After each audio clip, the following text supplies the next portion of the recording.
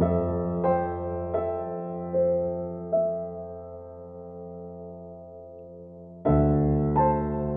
name is Richie Benes from the Bronx, New York. My mom, Carmen, and my dad, Louis, were born in Puerto Rico. I grew up in the Bedford Park area. And I mean, basically that was where most of my baseball career kind of developed. I think I had a really good opportunity playing. The way I grew up, I learned a lot playing in the street. They call me BBD all the time. And what's funny is that they still, to this day, when they see me, they still call me BBD. Difficult towards the middle of my high school career because I started to see my dad getting sick. You know, to go from him being so energetic and him being so, you know, so full of life, trying to help develop me, to him slowing down and not being there as much, it was hard. My junior year in high school, he was in and out of the hospital.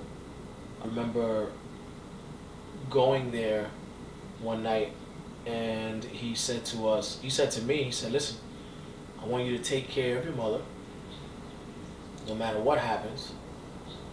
You know, I'm not there right now. When I'm not home, you have to take care of her. You gotta be the man of the house. And of course, all dads say that, you know, when they're sick or they're hurt. But later on, I found out he was dying and he knew it. And he knew it. So he felt like he had to say that to me at that time because he probably wasn't gonna have another opportunity. Big hug, kiss, and then we're leaving. He walks us to the exit, which he never really did. Walks us to the exit. We leave the hospital, my mother and I, and we look back. I always used to look back to see, you know, if you can see him in the window. And that night, I happened to see him in the window in this big hospital, where you'd see a random silhouette in the window, waving. And so, you know, I waved back, and I was kind of choked up. Thinking about it now, it chokes me up. But I was really choked up at that time. So the next day, I was excited to go to the hospital to see him. And when I got there, he had already been in a coma. He was already in a coma. The phone rings, and I remember this feeling where the phone rang so late.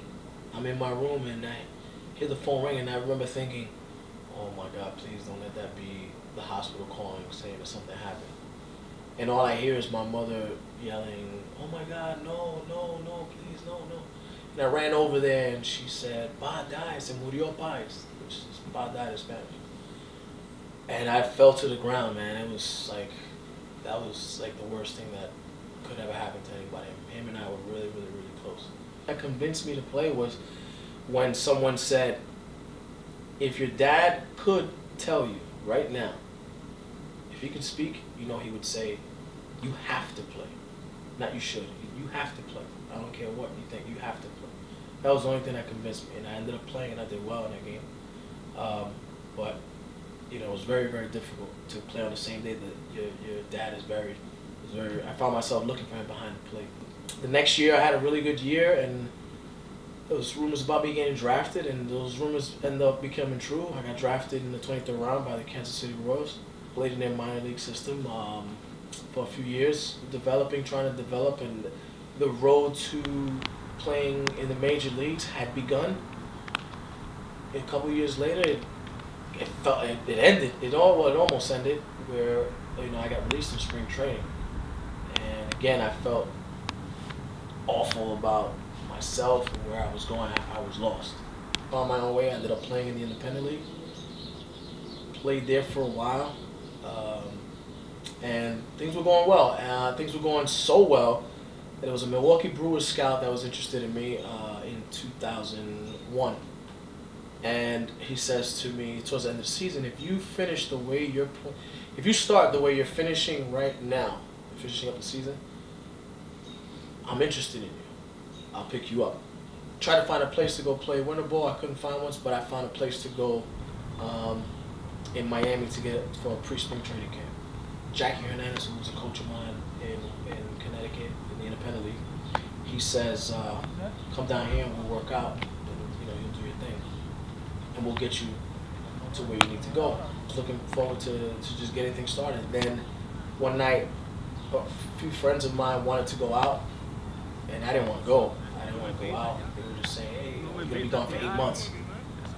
Let's go out, hang out. So, and I was just refused. Hour and a half probably passed by of people trying to just convince me, and you know what? I said, you know what? Why not? We end up going to the place called Jimmy's Bronx Cafe. I turned to my left to try to say something. I never got a chance to say anything. I heard a pop. I lift my shirt higher, and I see that I'm bleeding on the side of my chest. And the pain that I was feeling was my lung collapsing. The hospital I was going to, I really thought I was going to die because it was the same hospital that my dad was in and where he died. And I remember when I first got into the hospital, I said to the doctor, I said, hey, I got to get out of here by Tuesday. And this was Sunday. And I said, I got to be out of here by Tuesday. I'm going to a pre-spring training camp. He says, hey kid, you might leave here on a Tuesday, but it's definitely not going to be this Tuesday. I was out of baseball for 2.5 years, struggled that whole time with where I was going to be, what I was going to do. It was nothing that I wanted to get into and work my way back into baseball as far as playing professionally. I played professionally for about 1.5 years, 2 years, and then I retired.